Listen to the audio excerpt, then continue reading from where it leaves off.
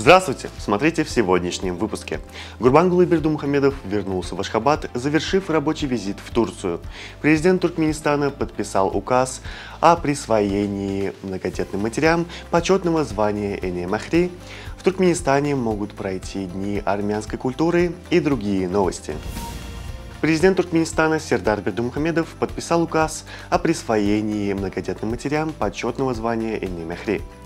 Глава государства отметил важную роль матерей, которые ведут большую работу по сохранению священного семейного очага, достойному воспитанию своих сыновей и дочерей, укреплению единства туркменского общества. Завершился рабочий визит национального лидера туркменского народа Гурбангулы Бердымухамедова в Турецкую республику. Как уже сообщалось, 2 марта глава Халк Маслахаты по приглашению президента Турецкой республики Реджепа Таипа Эрдогана принял участие в Анталийском дипломатическом форуме. В своем выступлении национальный лидер туркменского народа подчеркнул, что современная конъюнктура в системе международных отношений ставит перед мировым сообществом ряд серьезных вопросов, затрагивающих, по сути, не только политику, экономику и право, но и этические правовые нормы и отношения чести и достоинства.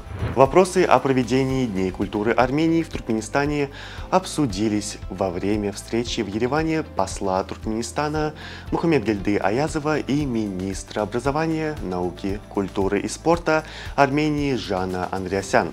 Как сообщается, стороны договорились активизировать культурный обмен между двумя странами. Обсуждались вопросы сотрудничества в гуманитарной, образовательной и спортивной сферах. Соглашение о сотрудничестве подписали представители совместной туркмено-российской общеобразовательной школы имени Александра Сергеевича Пушкина в Ашхабаде и Астраханского государственного университета.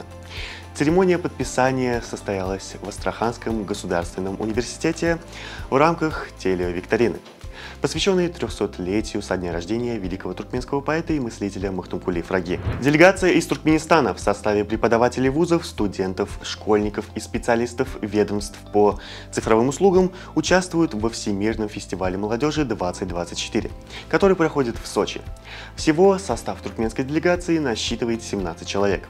Торжественное открытие фестиваля состоялось 29 февраля на стадионе Большой, федеральной территории Сириус. В фестивале принимают участие более 20 тысяч молодых лидеров в сфере образования, науки, культуры, международного сотрудничества, а также волонтерского движения из более чем 180 стран.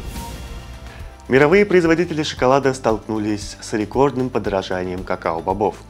Это вынуждает их идти на разные ухищрения. В Великобритании появились шоколадные батончики с ореховым вкусом, которые на 2/3 легче своих конкурентов. Вместо традиционного шоколада производители все чаще используют арахисовое масло и карамель, увеличивая их содержимое в сладостях. Эксперты считают, что цены на какао будут оставаться высокими в обозримом будущем. В испанском парламенте готовится законопроект, отменяющий внутренние рейсы на короткие расстояния, где время в пути на поезде не превышает 2,5 часа. Список запрещенных направлений пока не оглашен, но под угрозой могут оказаться рейсы из Мадрида в Барселону, Малагу и Валенсию. Исключения будут сделаны для стыковочных рейсов, являющихся частью международных маршрутов. Таджикский футбольный клуб «Равшан» объявил о подписании соглашения с туркменским полузащитником Мусой Нурназаровым, выступающим в прошлом сезоне за Мерв. «Добро пожаловать, Муса», говорится в сообщении кулябской команды. Согласно данным портала Трансфермаркт, контракт 25-летнего футболиста с представителем высшей лиги Таджикистана рассчитывается до 31 декабря 2024 года. 3 марта матчем Ашхабад-Капидак стартовал первый тур чемпионата Туркменистана по футболу. Представители высшей лиги не смогли выявить победителя, встреча завершилась со счетом 0-0. Первый тур продолжится 3 матчами сегодня, в которых встретятся Алтын-Асыр Шагадан, Нибичи Мерв и Ахал Энергетик. Отметим, что чемпионат пройдет в 4 круга.